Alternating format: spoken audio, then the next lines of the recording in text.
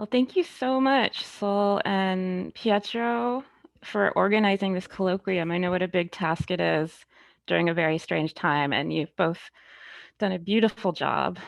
And thank you to all of you for coming. Wow, I'm so glad you're here. I know how hard it is to get to things right now, and I know many of us are balancing a lot of commitments. So thank you very much. I think I'll have to hide your faces because I'm getting anxious looking at all these wonderful people who are here. I see my friend Kelly from high school is here.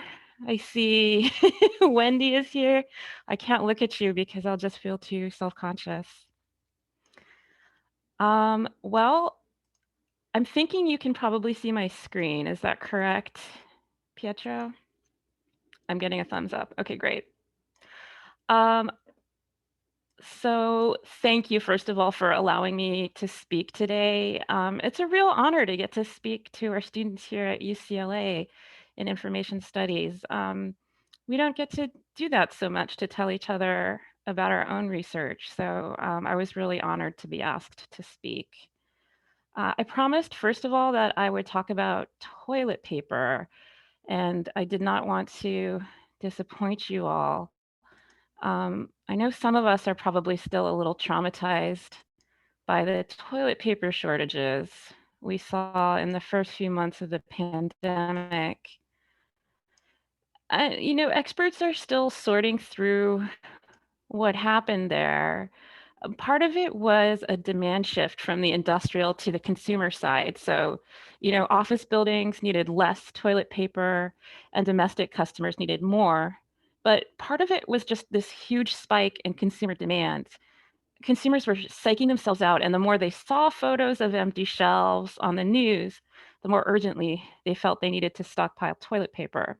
And I apologize, I'm getting a message that my internet signal is a little unstable, so if I start electronically stuttering, please bear with me.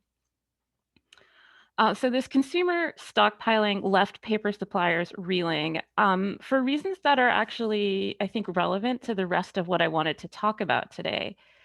So normally, demand for toilet paper and other domestic goods is relatively steady.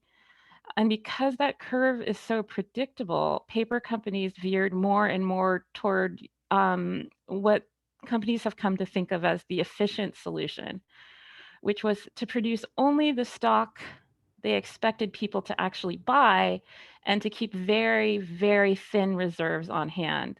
And you may have heard of this production strategy, which is called just in time, and which I'll be talking more about later.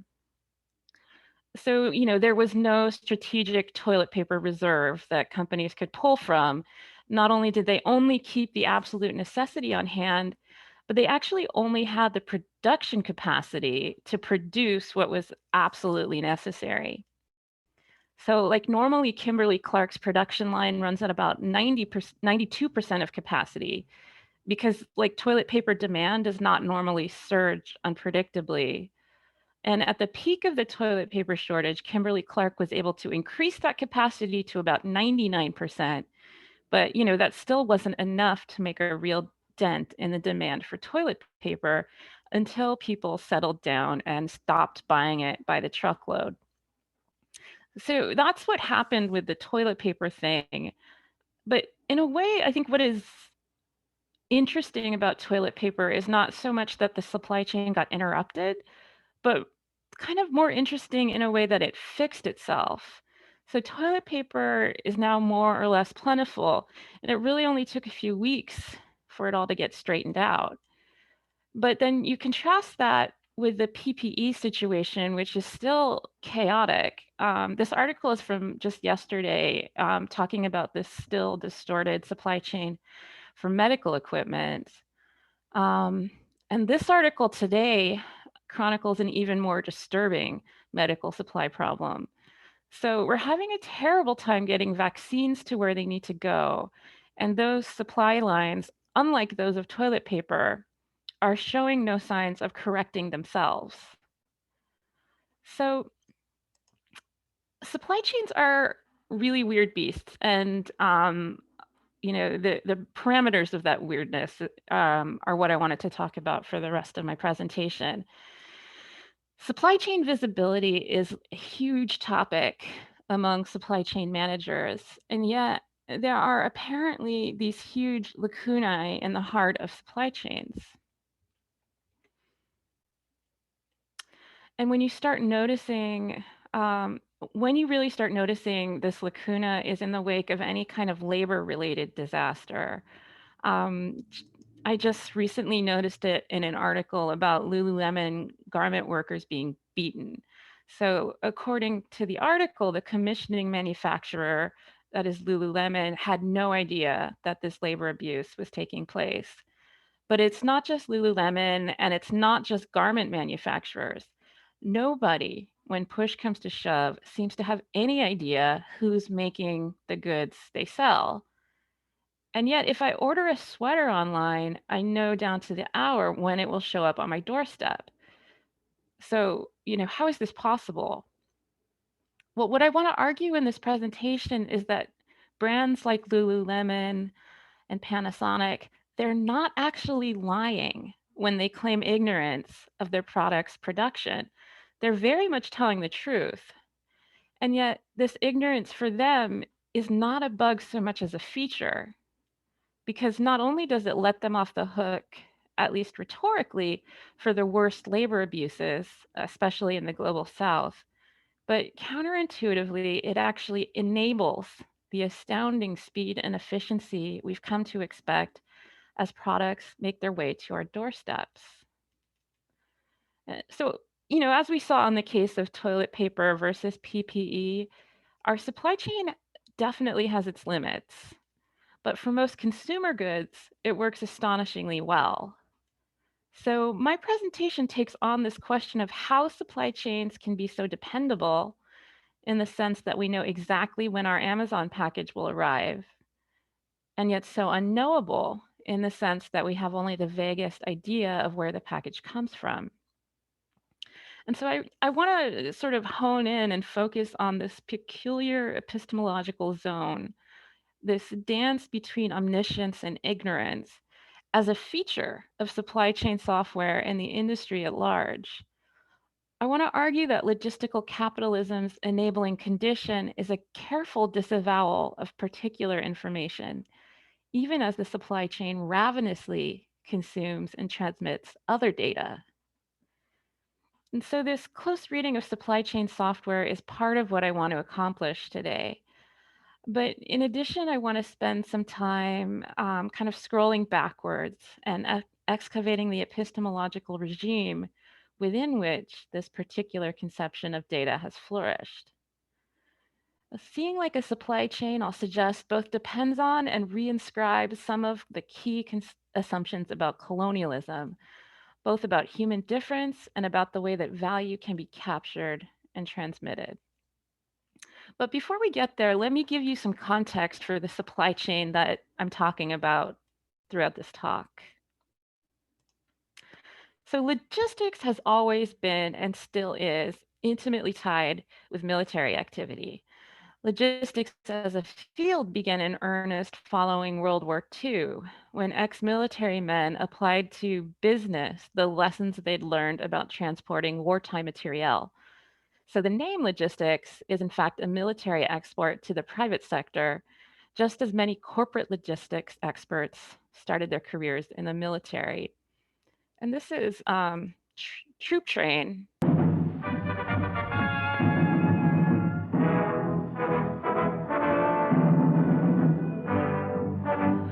This is from World War II, obviously. Detailing how war goods are shipped across battlefields. This is the nerve center of the entire operation, with all these dials and switches, and these are train lines, but to me they look like semiconductors. Just detailing the exquisite accuracy with which logistics professionals are able to get wartime goods exactly to where they need to be. And that's what we've seen really since the inception of logistics, this rhetoric about supply chain management that conjures up this perfect zone of information where like a central observer can monitor and adjust supply networks in real time. But equally, if we look closer at this fantasy of perfect information, we can see that it's always contained strategically placed black boxes. The shipping container might be the most visible emblem of this concession to opacity. Containers were deployed in quantity for the first time to run goods between California and Cameron Bay during the Vietnam War. And their utility is based in large part on the way that they obscure information, right? We don't know what's in those boxes. It could be anything. Because if we black box goods, we can make them interchangeable, allowing shippers to move huge amounts of cargo without ever being aware of the contents. And this tendency, these like two countervailing tendencies to demand perfect information, even as you disavow certain kinds of information, continued as the field grew over the decades. As logistics professionalized, a steady drumbeat sounds in the literature about distribution, demand for information. Logistics experts demanded more information from every tributary of the supply chain. And it was in this spirit that Peter Drucker, the management expert, wrote what is widely considered one of the founding documents of modern supply chain management. Distribution, Drucker claimed in 1962, constitutes, quote, the economy's dark continent. We know little more about distribution today than Napoleon's contemporaries knew about the interior of Africa. So one could say a number of things, obviously, about Drucker's metaphor. For now, I'll just note the fact that a kind of casual colonialism is present in one of the founding documents of modern supply chain management. And I'll have more to say about that in a moment. But supply chain management as we know it today, as rapidly efficient and dizzyingly quick, it emerged in the context of increased competition from Japanese manufacturers, and particularly Japanese innovations in just-in-time or lean manufacturing, in which a supplier aims to keep the absolute minimum inventory on hand to fulfill demand. With just in time, the supplier can avoid tying up capital in unsold inventory, but it also means that information about demand needs to be near perfect and near instantaneous in order to avoid product shortages. So you can see why toilet paper was such a mess. I mean, nobody could have predicted that. But in fact, this term chain is misleading because many supply networks more closely resemble rivers or even neural pathways. So if you're imagining what a supply chain looks like, you should picture multiple tiny tributaries where components are produced, leading into larger canals where they're assembled, and then even bigger routes where they're shipped overseas. And crucially, these pathways are never static. As we'll see, they can change on a dime, triggered by global economic conditions or events on the ground. It's hard to take a snapshot of a supply chain because it just moves too fast. By the time you snap the photo, it's completely transformed.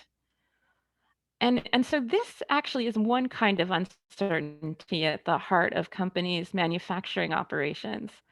I'll explain more in detail later, but in spite of what companies may say, they actually don't know what's happening throughout the multiple tiers of their supply chains. They can't know because if one entity were trying to choreograph the whole dance, it would just be too unwieldy. But what I want to talk about right now is another kind of uncertainty. And this one is a little harder to explain. Um, it's a little mystifying, actually, because there are parts of companies' manufacturing operations that they do control as we get farther away from the raw materials and closer to the ultimate assembly and distribution of goods. So there are these manufacturing plants that are closely overseen. And yet, even in these parts of business operations, those that are controlled by the company itself, it's entirely possible for a corporation to expertly choreograph the assembly of goods and still be in the dark about how that work takes place. So in this next part of the presentation, I want to show you how it's possible to control the assembly of goods down to the minute and yet still not know how the parts fit together. Now, the industry standard for monitoring business operations, everything from sales projections to transportation to HR, is SAP. And you may have heard of SAP.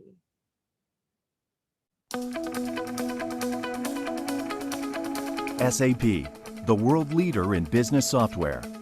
SAP is a part of almost everything you do, from your alarm clock to your breakfast cereal, your computer. Even your car was most likely produced by organizations with SAP at the heart of their processes. My name is Brian Swankeson. I'm the Vice President of Enterprise Solutions for PepsiCo. Jennifer Saran, and I am the Corporate Treasurer of eBay. Ryan Hannawalt. I'm the Manager of Finance for CKE Restaurants. Bobby Joseph. I'm Senior Manager with Baker Hughes. Head of Information and Integration Architecture at Centrica. I'm a Global Supply Chain Manager at Steelcase. And I run SAP. And I run SAP. And I run SAP. And PepsiCo runs SAP. It does. PepsiCo runs SAP. It's ubiquitous. It really is. I don't know if anyone here has had experience with SAP, but it's not a particularly well-loved piece of software.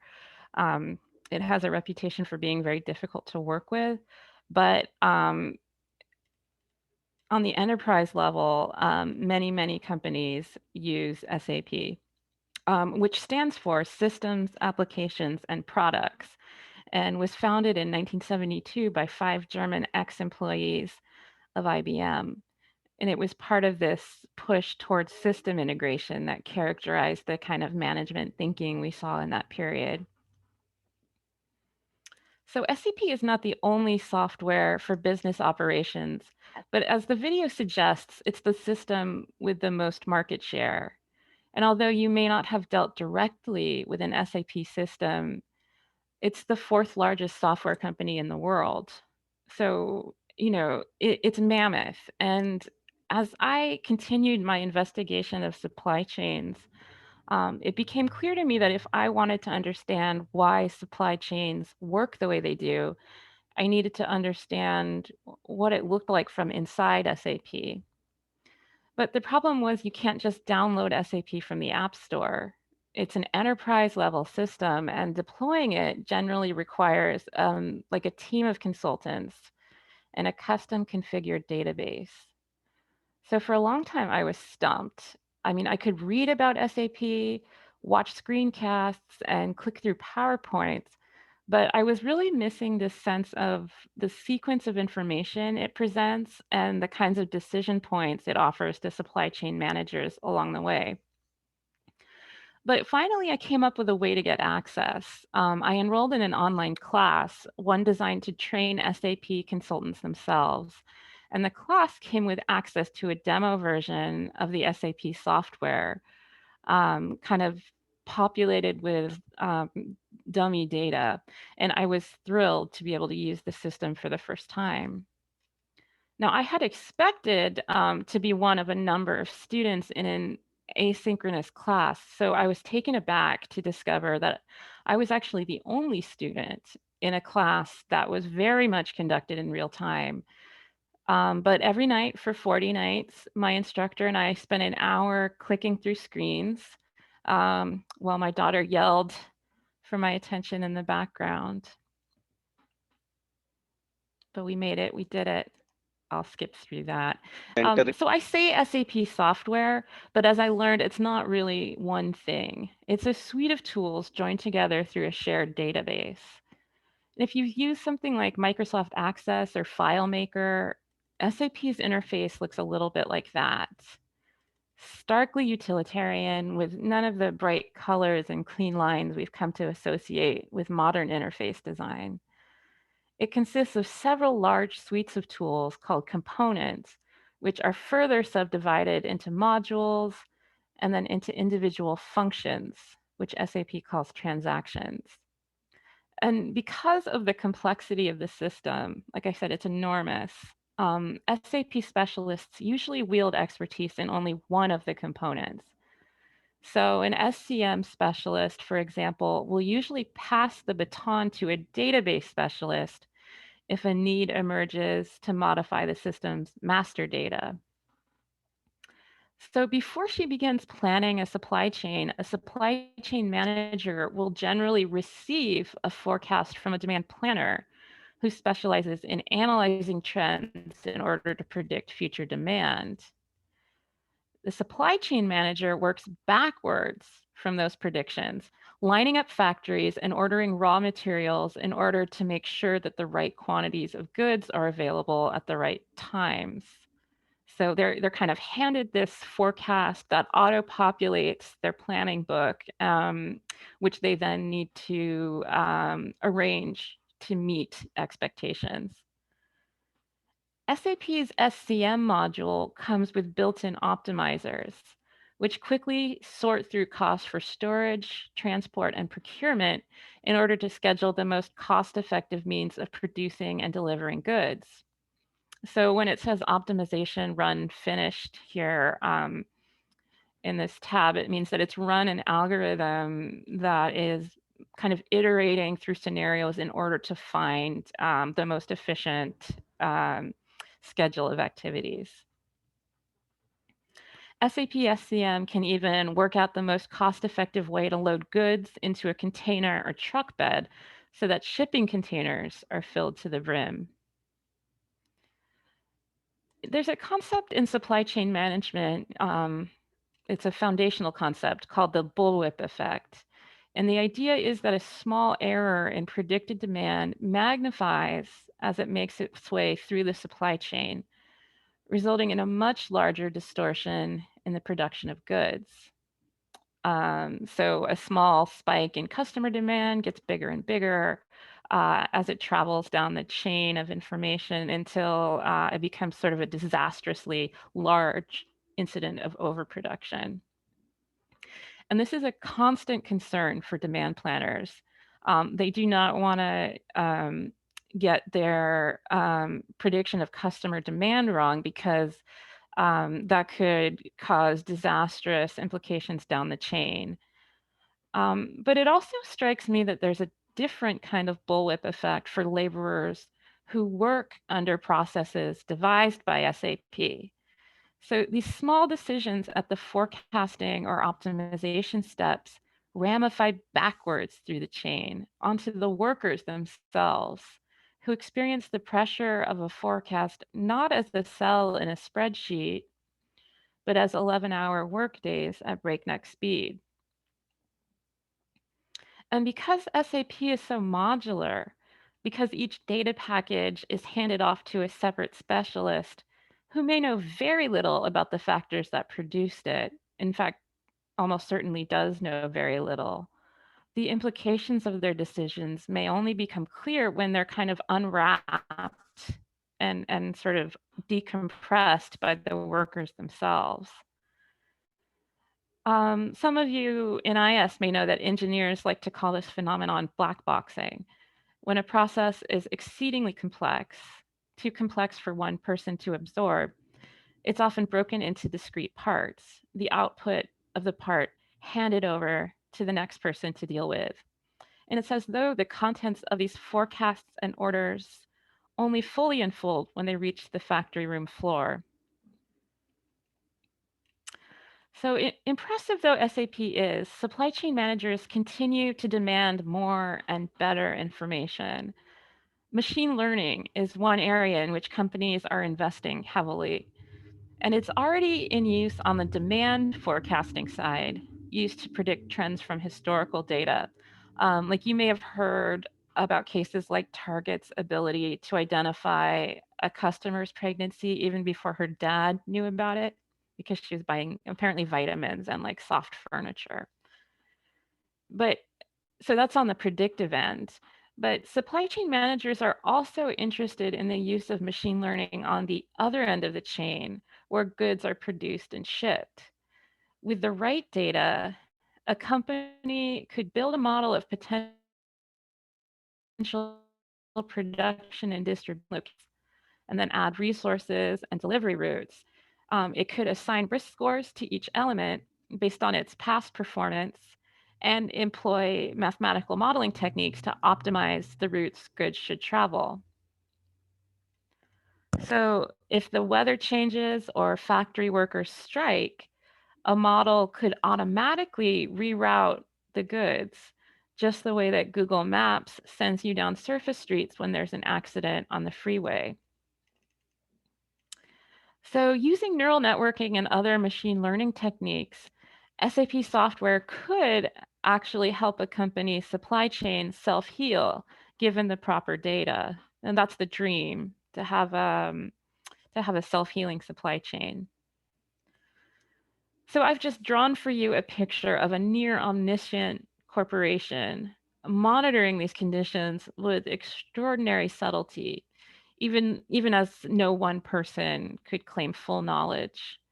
But in fact, while the possibilities of these self-healing supply chains are incredibly alluring, the reality of supply chain management outside of like the carefully controlled ambit that manufacturers control themselves is much more complicated. Because when we picture globalized manufacturing, we may picture large factories like Apple's Foxconn plants, but that's a very specialized situation. Many assembly plants are much smaller and more improvisational, and they may look more like garages than these like gleaming factories that we commonly associate with manufacturing.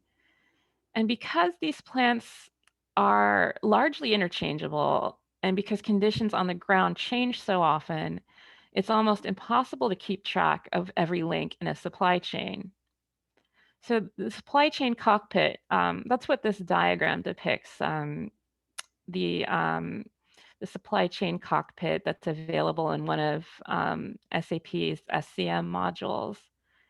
The supply chain cockpit, where an all-seeing manager keeps tabs on the supply network, is really much more aspiration than it is reality. And in fact, what we're seeing in the supply chain cockpit here is a plan. It's not the reality on the ground. One supply chain expert explained it to me by saying, it's a staggering kind of undertaking.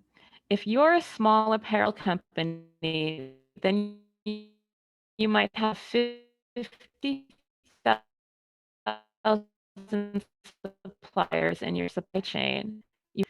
If you had to be in touch with everybody who made everything, you would either have a very small selection of products you could sell or an incredible margin that would give you the extra staff to do that. So in other words, despite what SAP and other supply chain software vendors might promise, supply chain management is highly, highly decentralized. So there's no control tower overseeing supply networks, but instead, each node has only to talk to its neighboring node, passing goods through a system that, considered in its entirety, is staggeringly complex. And supply chains, most of the time are robust precisely because they're decentralized and self-healing. And in this way, these physical infrastructures distributed all over the world are very much like the invisible network that makes them possible, namely the internet. But interestingly, that decentralization often rubs supply chain managers the wrong way. You hear this in the management literature on supply chains, like we need more information, we can't get enough information.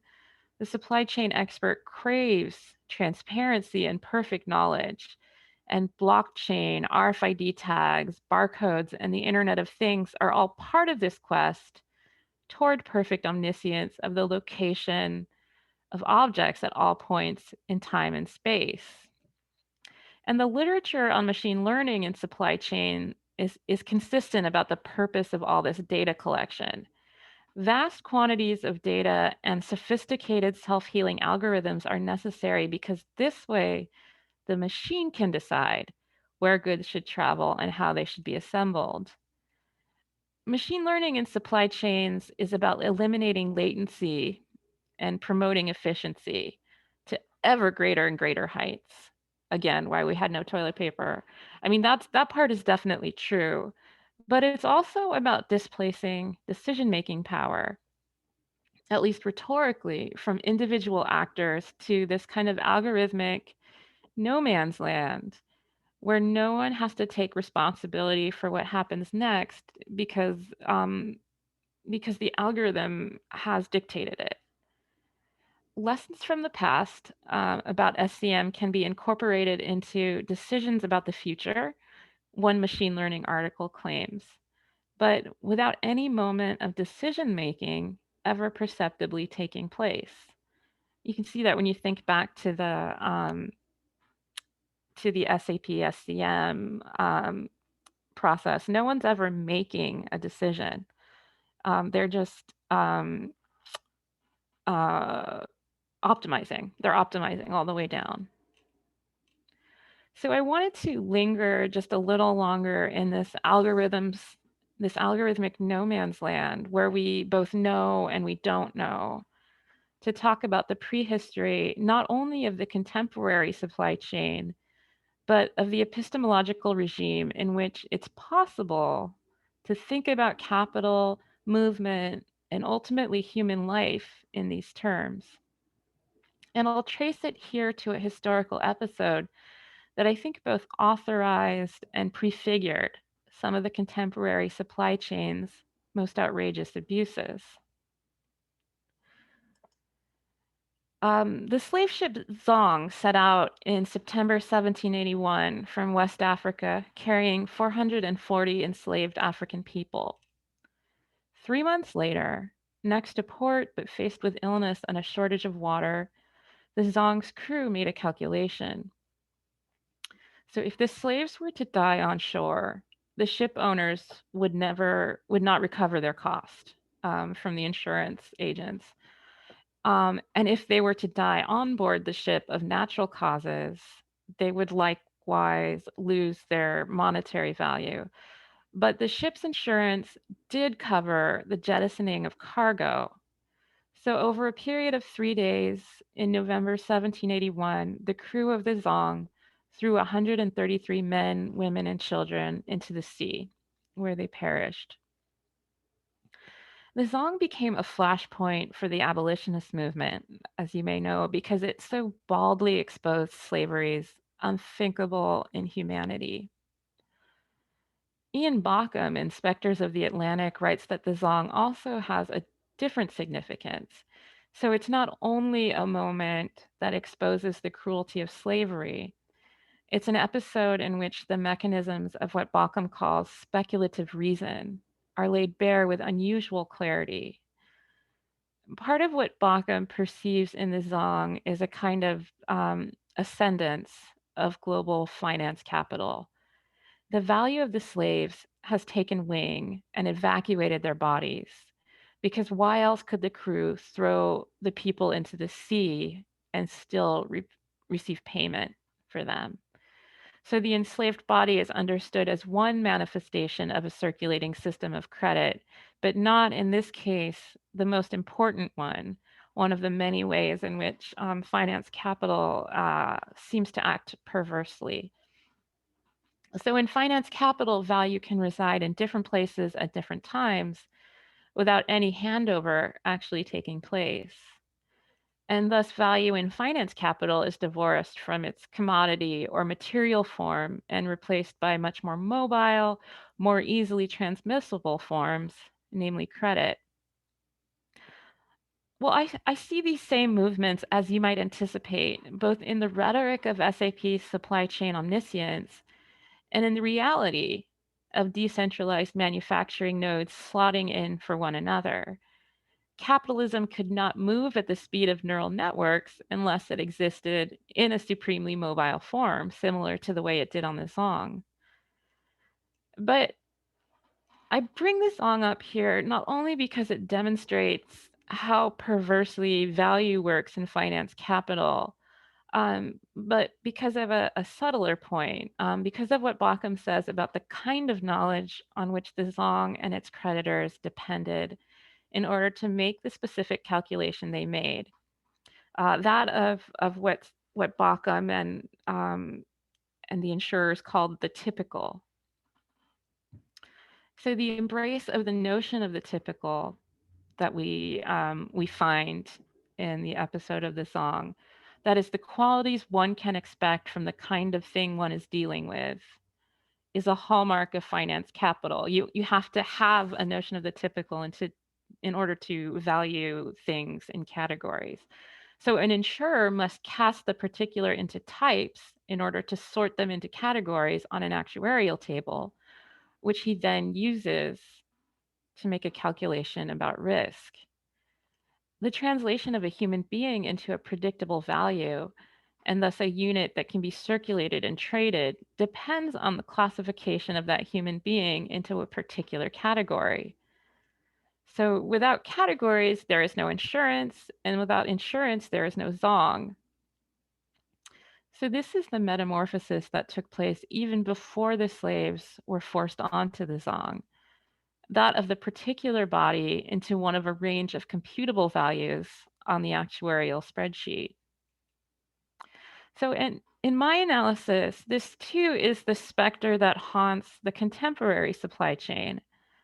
What might seem to be just a peculiar form of bookkeeping, in which an imaginary, free-floating value can actually divest itself from a material body, is a fundamental protocol of finance capitalism.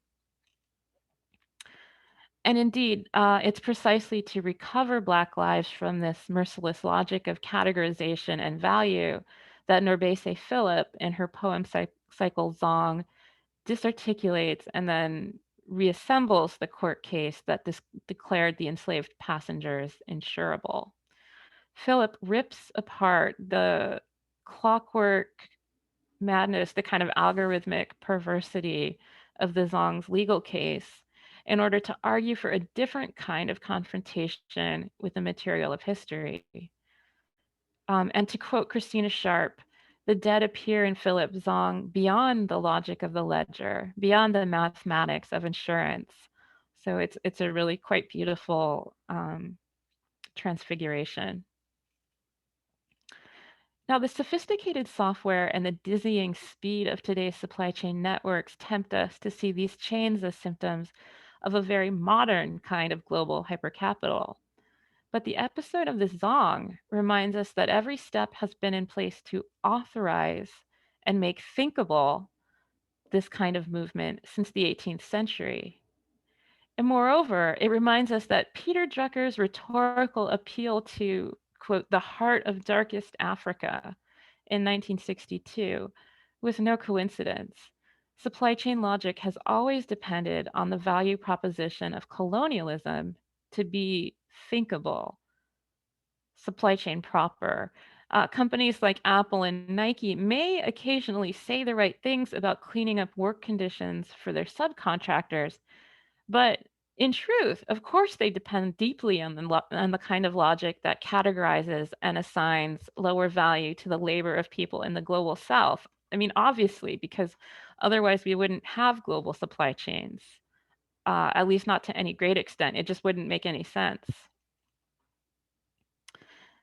And yet, if you set aside the horrific labor abuses that are rampant in global supply lines, so setting that aside, they actually work pretty well, right? I mean, a lot better than you might expect, given that no one has any idea what's going on in them. And they do. They do when you're talking about toilet paper, and they do when you're talking about iPhones for the most part. But what the pandemic has brought into sharp relief for us is the fact that not all goods are consumer goods. When it comes to PPE and vaccines, the market, which is perfectly attuned to deliver commodities to the market willing to pay for them, completely fails.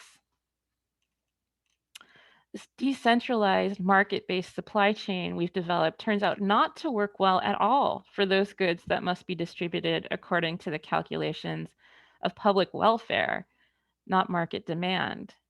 So we don't have any control tower. We've decided not to have a control tower from which we can monitor and route the information about movement of commodities and supplies. But it turns out that a central tower is precisely what we need right now to choreograph and organize the distribution of goods according to a calculus based on the public good. And that infrastructure is precisely what we don't have, what we haven't built. This is the Napa Valley Register where my parents live.